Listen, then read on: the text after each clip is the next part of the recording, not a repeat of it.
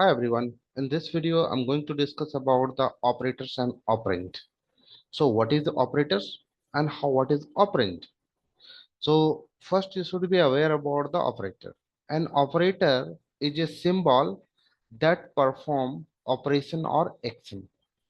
So if you want to do any types of operation or actions, so you can utilize the operators. So which types of operations you want to do? So if you want to do any types of operation at that time, with operator you need operator as well. So operand means just a variable's value. Okay, so here you can see this uh, diagram. So not diagram, we can say this is a list. So what you are getting, so this list is showing operators. This is a x value and this is a y value. These are operand. So you can see here operand or variables. So x can be variable, x can be operand as well. Y can be variable, y can be operand.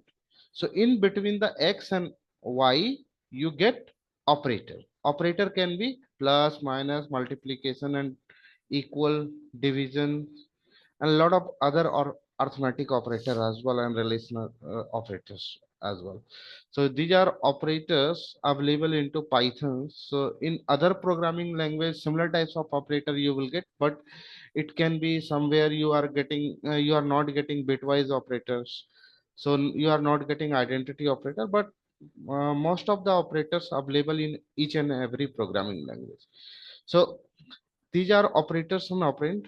Next video, I will let you know how we can utilize the arithmetic operator, relational operators, lot of other operator like logical operator, membership operator, lot of things I will discuss in further videos.